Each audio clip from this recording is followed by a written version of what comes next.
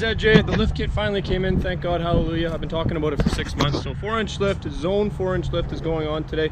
We're not going to spare you all the details of putting everything on. There's 1,000,001 ways to install a short arm lift kit, so we're just going to throw it on there. But this is the before. We obviously got the wrap done too, but we'll talk about that at a later date. And yeah, we're going to go bang this out, away we go. And yeah, shout out to Mike for coming over. Can you believe that out of all the buddies I have, the first guy that came to help me with the lift was a Toyota guy? Can you believe that? Toyota guy showed up.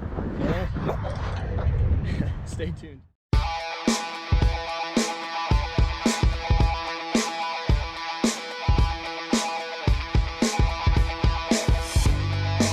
This video brought to you in part by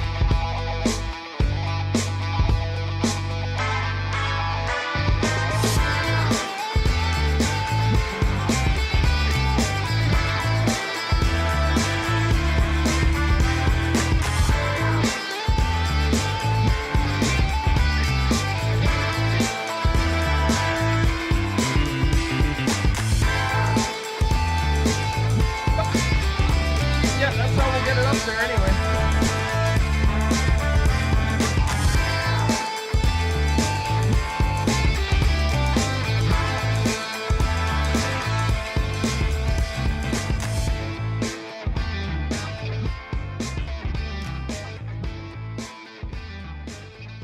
How much you guys can see, and we got tons of wind today, so I don't even know if you can hear me, but we are not quite halfway down the lift.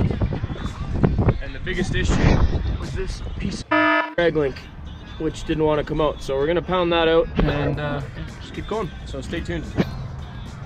Everything's out completely. Good to go. That's here. No more springs. Old spring, new spring. Is about, oh, I don't know. I'd say that's about 12 inches, eh, Mike? Easy 12. Easy 12, maybe 13 inches, who knows? And then old control arm straight, new control arm with a bend to it to accommodate. So holes are pretty close actually, but with that bend, I'm sure that accommodates a lot.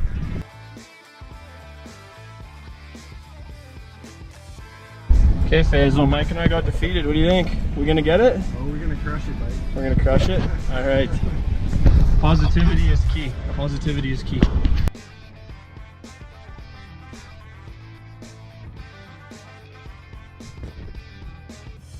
All right, you guys, so we're in the shop. My boy Faisal hooked it up.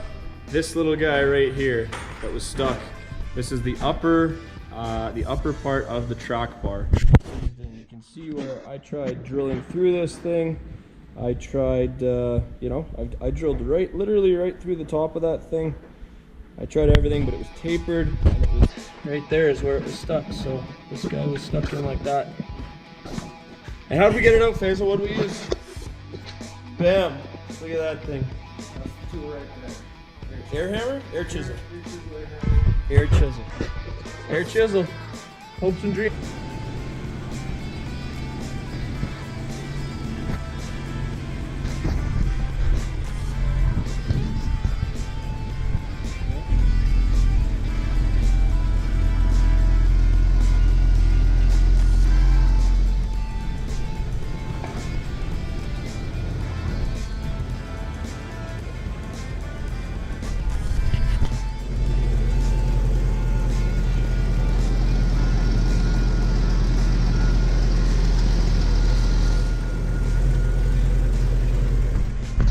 Going on, guys? So we got the lift done finally.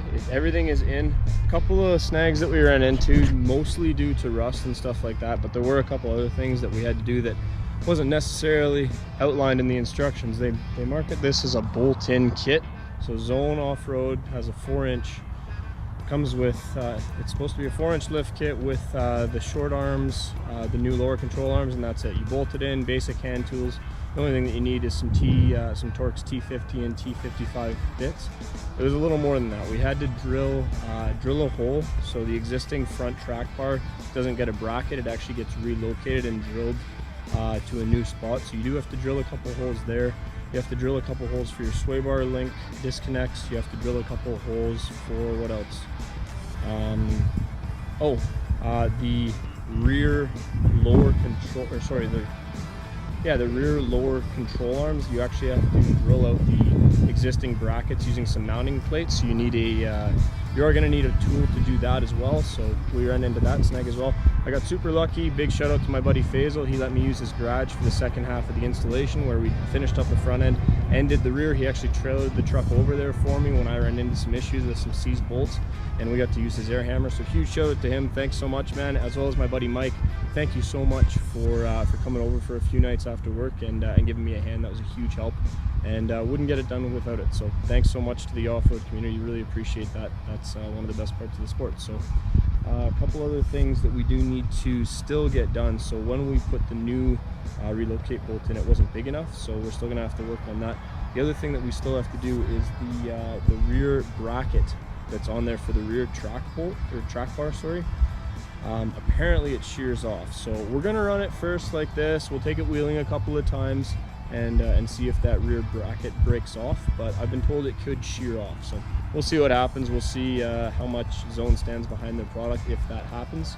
And hey, if it doesn't come off, great. If it does, we're probably going to go to an adjustable rear track bar just to completely eliminate the different angles. So driven it about 150 kilometers so far. Initial impressions: it rides very, very rough. It rides it definitely rides high for sure. I got way more than 4 inches of clearance. I got closer to 5.5, almost 6 inches. Quick note I do want to make is the brake lines that come with it are awesome if you're just going to run this this lift kit with this the sway bars attached. As soon as you disconnect them, the front lines are going to rip. So I wish Zone had told me that. I did order the upgraded sway bar disconnects, and I feel like they should have mentioned that they should have given us the new ones. So went ahead and ordered some, I think they're 4-inch longer brake line extensions. So now we shouldn't have any issues when we take the sway bars off. The quick disconnects come off, and the truck can flex out and not rip a brake line. So, but I do wish that they had it there. You'll see it in the video. It's even with the brackets disconnected from the body, there's still not quite enough brake line travel there. So we'll throw some extended brake lines on it, and in part 2 of the video, we're gonna go out, we're gonna wheel it, and we're gonna flex it out really good and see how it does off-road. As well, you guys, I want to give a huge shout out to one of the new guys that are standing behind the YouTube channel, and that's North Shore Off-Road in Calgary, also known as Raven Automotive. Jamie Creets, if you haven't already bought your lift kits, you're gonna go buy some new parts or whatever, go to North Shore Off-Road in Calgary, Alberta, off 58th Avenue. Awesome people, great support, really love them. They were awesome to deal with. In particular, I dealt with a guy named Jamie Creets. He was excellent, really good product knowledge. He helped me stay within a budget that I was looking to use. Going to spend some money on parts, go see Jamie down at North Shore Off-Road. Super good guy. Thank you so much for tuning into the video. I hope I gave a little bit of insight as to the lift and what people can expect. I think it'll be a good lift. It sits super high, so I'm sure that'll change. We did put the transfer case drop in. I didn't think I was going to do that, but we did put the transfer case drop in, and I don't have any driveline vibrations, and I've done 4 high, 4 low, 2-wheel drive, all the way up to 110 or 115 kilometers an hour we clocked it out on the GPS.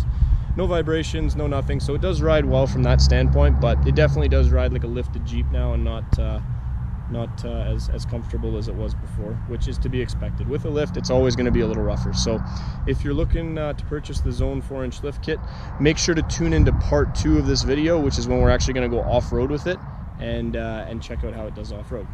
So thanks for tuning in, guys. If you haven't already, hit that subscribe button. We appreciate the support, and we'll see you on the next video.